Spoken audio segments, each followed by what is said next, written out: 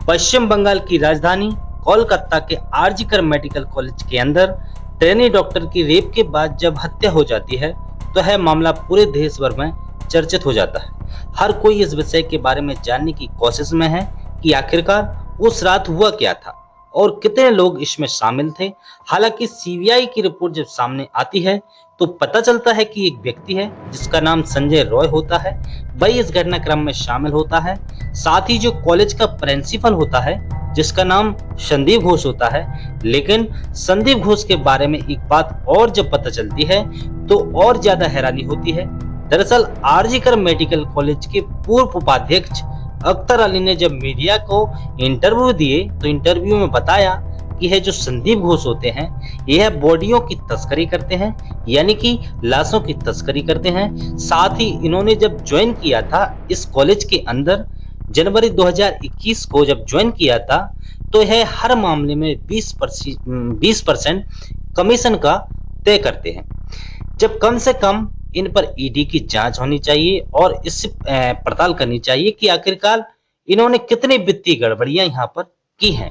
अब जैसे क्या संदीप घोष हो या फिर संजय रॉय हो, इनकी पॉलीग्राफी की टेस्ट होने हैं और इनसे है पता करने की कोशिश की जाएगी कि आखिरकार इन्होंने जो अपने बयान अभी तक दिए हैं इसमें कितनी सच है और कितना झूठ है। आज की इस कहानी के माध्यम से हम यही समझने की कोशिश करेंगे कि आखिरकार अब तक जो मामला हुआ है उसमें कई ऐसे चौंकाने वाले तथ्य सामने आए हैं जिसको सुनकर शायद आप लोग भी हैरान रह जाएंगे। आदाब, नमस्कार, मैं दीपक शर्मा। आज की जो सच्ची घटना मैं आपको सुनाने जा रहा हूँ ये सच्ची घटना है पश्चिम बंगाल की राजधानी कोलकाता की आरजीकर मेडिकल कॉलेज के अंदर 9 अगस्त 2024 की सुबह जब 8 बजे के आसपास का वक्त था तब पीजी स्टूडेंट को है पता चल जाता है कि तीसरी मंजिल पर इसी कॉलेज के जो सेमिनार हॉल है वहां पर एक महिला डॉक्टर है जो ट्रेनी डॉक्टर हैं, उनकी लाश पड़ी हुई है। अब इस बात की सबसे पहले सूचना दी जाती है जो एचओडी होते हैं अरुणम दत्ता, साथ ही जो प्रिंसिपल होते हैं संदीप घोष, इनको सूचना दी जाती है। और सूचना देने के बाद अब यहाँ से प्रिंसिपल का रोना शुरू हो जाता है। प्रिंसिपल ने अपने वाइस प्रिंसिपल जो होते हैं संजय वशिष्ठ, इनको जानकारी देते हैं कि जितनी भी जल्दी हो सके सेमिनार हॉल में पहुंचो। साथ ही 4 और डॉक्टरों को यहाँ पर सूचना दी जाती है। इन 4 डॉक्टरों को मैं अगर बताया जाता है, दरअसल मेडिकल कॉलेज के ही एक प्रोफेसर ने दैनिक भास्कर को यह अपनी जो जानकारी देते हैं उस जानकारी के आधार पर हम आपको बताने की कोशिश कर रहे हैं कि सेमिनार हॉल में 4 खास व्यक्ति जाते हैं। संदीप घोष के जो उस वक्त के प्रिंसिपल हुआ करते थे, जिसके एक का नाम होता है सुमित कुमार ताबदार और दूसरे का नाम होता है तपोदय विश्वास, और नंबर 3 पर आते हैं डॉक्टर सुशांता कुमार रॉय और डॉक्टर अविगडे। अगर हम 2 शुरू वालों की बात करें जिसमें सुमित और तपोदय की बात करें तो है जो इन व्यक्तियों को 2 जिम्मेदारी दी गई थी कि आपको है जो घटनाक्रम हुआ है इसमें मीडिया, इसमें डॉक्टर, इसमें स्टूडेंट, इन सबको है बताना है कि जो ट्रेनी डॉक्टर हैं इन्होंने अपनी जीवन लीला को समाप्त कर लिया है। कुछ इसी तरह से मीडिया को मैनेज करना है। डॉक्टरों को भी है और ट्रेनी को भी, डॉक्टर होते हैं इनमें जो मैनेज करना है। और जो बात की जो डॉक्टर होते हैं, एक का नाम, जो दूसरे डॉक्टर होते हैं, एक का नाम होता है डॉक्टर सुशांत कुमार रॉय, दूसरे का नाम होता है अविक डे। इनको भी जिम्मेदारी दी जाती है कि आपको ऐसा करना है कि डॉक्टर लोग इसमें धरना प्रदर्शन करें, बवाल करें, और बवाल को तुम्हें किसी तरह से शांत करना है क्योंकि दोनों जो व्यक्ति होते हैं ये बहुत प्रभावशाली व्यक्ति होते हैं, ऐसा बताया जाता है कि, लेकिन ऐसा होता नहीं है। और शुरुआती में जो घर वालों को यानी कि परिवार वालों को जो सूचना दी जाती है उसमें यही बताया जाता है कि आपकी बेटी ने अपनी जीवन लीला को समाप्त कर लिया है, पहले बीमारी का, फिर जीवन लीला समाप्त करने का, और तीसरा जब घर वालों को जब बेचैनी बढ़ जाती है तब उन्होंने लगातार बार बार एक ही सवाल कर रहे थे। जब घर वाले मौके पर पहुंचते हैं और माता पिता वहां आने के बाद अपनी बेटी को अर्धनग्न अवस्था में देखते हैं और जिस तरह से उनकी रेप के बाद हत्या की जाती है, तो यह मामला पूरे टेलीविजन पर, सोशल मीडिया पर, अखबारों में जब सुर्खियां बटोरने लगता है और धीरे धीरे पूरे देश भर में यह मामला एकदम फैल जाता है। दरअसल अब पुलिस को जांच दी जाती है कि पुलिस के साथ साथ एसआईटी का गठन कर दिया जाता है। अब एसआईटी ने जब इस मामले की जांच पड़ताल करना शुरू किया तो सबसे पहले सीसीटीवी कैमरे खंगाले गए थे और यह देखा गया था कि इस जगह से कौन आया है, कौन गया है। अब सीसीटीवी कैमरे के आधार पर पता चलता है कि ये एक व्यक्ति है जिसका नाम संजय रॉय है, जो कि सिविक वॉलंटियर के लिए काम करता है और इसका हॉस्पिटल में आना जाना, मरीजों को देखना, उनकी तीमारदारी जैसे करना, उनको भर्ती कराना और हॉस्पिटल में कहीं भी घूमने की इसे आजादी होती है। दरअसल यह सबसे ज्यादा यानी कि 40 मिनट के करीब ये सेमिनार हॉल के अंदर रहता है। तो पुलिस का यानी कि एसआईटी का प्राइम सस्पेक्ट जो था वह संजय रॉय हो जाता है।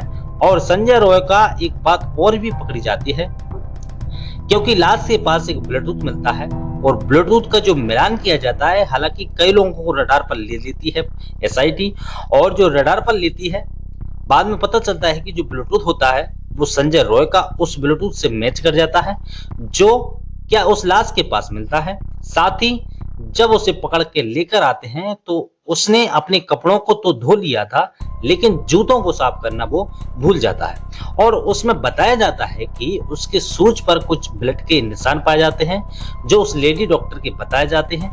अब सीबीआई को रिपोर्ट सौंपनी थी अपनी 22 अगस्त 2024 को सुप्रीम कोर्ट में कि अपनी जो स्टेटस रिपोर्ट है आप उसको दीजिए, लेकिन इस बीच में सीबीआई की जो रडार पर आते हैं लगभग 73 लोग आते हैं। इसमें हॉस्पिटल से जुड़े हुए 73 लोग थे, जिनसे अलग अलग तरीके से बारीक जो भी इस प्रत्यक्ष और अप्रत्यक्ष रूप से इस ट्रेनी डॉक्टर से जुड़ा हुआ था, उन सभी से पूछताछ की जाती है।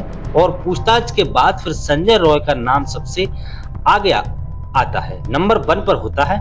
और इसकी जब फॉरेंसिक रिपोर्ट आती है तो उससे पहले तक लोग समझ रहे थे कि इसमें कई लोगों का इसमें हाथ रहा है, महिला डॉक्टर के साथ रेप करने में और उनकी हत्या करने में।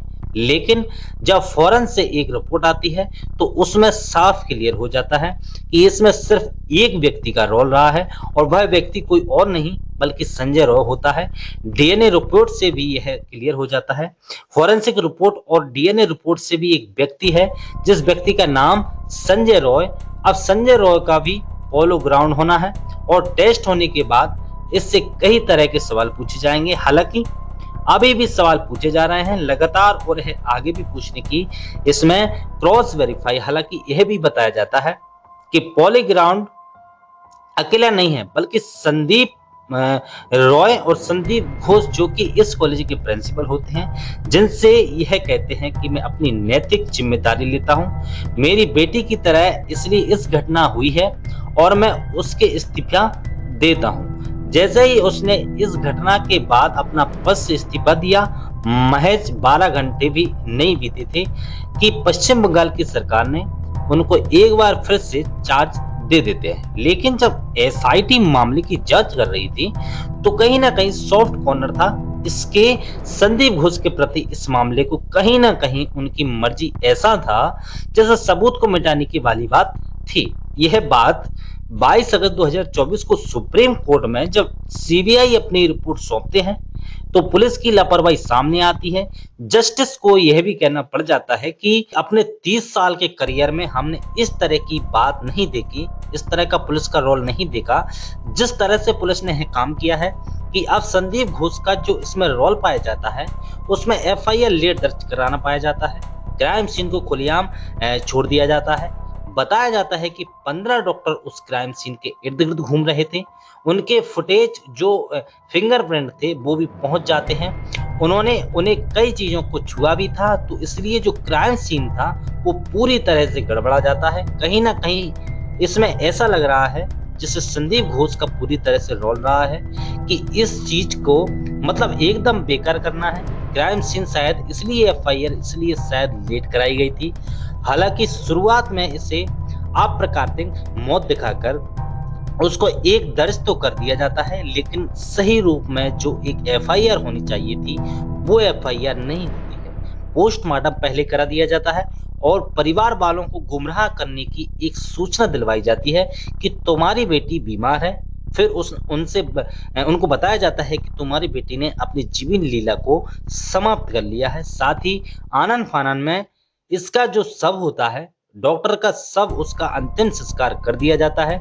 यानी कि इतनी जल्दी हो रही थी इस वाले मामले में कि जब इसे प्रिजर्व करना चाहिए था इस लाश को, ताकि सीबीआई को इस डेड बॉडी से कोई और भी सबूत मिल सकते थे, लेकिन इतनी जल्दी डॉक्टर ने शायद इसमें रोल अदा किया कि बहुत जल्दी से जल्दी घर वालों को यह डेड बॉडी सुपुर्द कर दी जाती है। करने के बाद उनका अंतिम संस्कार कर दिया जाता है और इसमें डॉक्टर का ही रोल, यानी कि डॉक्टर संदीप घोष जो कि प्रिंसिपल रहा है इसके आरजीकर मेडिकल कॉलेज का, और कानून की तो इन्होंने बिल्कुल धज्जी उड़ा दी थी, इसलिए इन्हें भी रडार पर लिया गया है।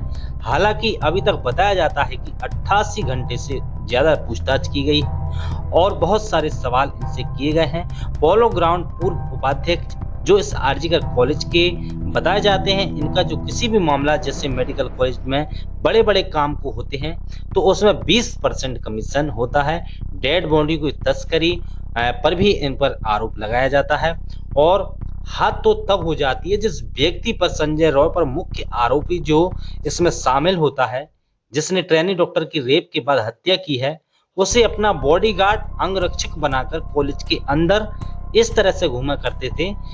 कहीं ना कहीं इन पर भी शक किया जा रहा है। दो बातें बताई जाती हैं, पहला तो कि कॉलेज की अपनी साख बचाने के लिए, कॉलेज की और खुद की अपनी साख बचाने के लिए, और दूसरा जो शक इन पर बताया जा रहा है, इन्होंने जितना सारा जो रायता फैलाया था, दूसरा यह है कि संजय रॉय की जो इसकी नजदीकियां थी, शायद संजय रॉय को भी इनको बचाना था।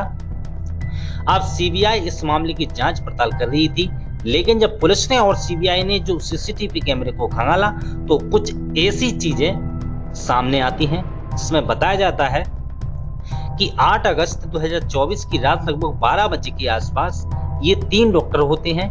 ट्रेनिंग डॉक्टर जिसकी हत्या हो चुकी है और एक और ट्रेनिंग डॉक्टर होती हैं अर्का, दूसरी ट्रेनिंग डॉक्टर होती हैं सुमित्रा। इन तीनों ने बैठकर साथ साथ खाना खाया था। 12 बजे के आसपास बताया जाता है कुछ देर के लिए सेमिनार हॉल में भी चले जाते हैं। उसके बाद फिर ये राउंड पर जाने के बाद फिर दोबारा से जब ये सेमिनार हॉल में जाती हैं ट्रेनिंग डॉक्टर जिनकी हत्या कर दी जाती है, तो इसके बाद यहाँ हाउस स्टाफ होता है जो कि 3rd फ्लोर के उसी इलाके में जिसका नाम गोला होता है, वह भी आसपास में घूम रहा था और यह जरूर से ज्यादा घूम रहा था, ऐसा बताया जाता है। इससे पहले शायद इतना नहीं घूम रहा था।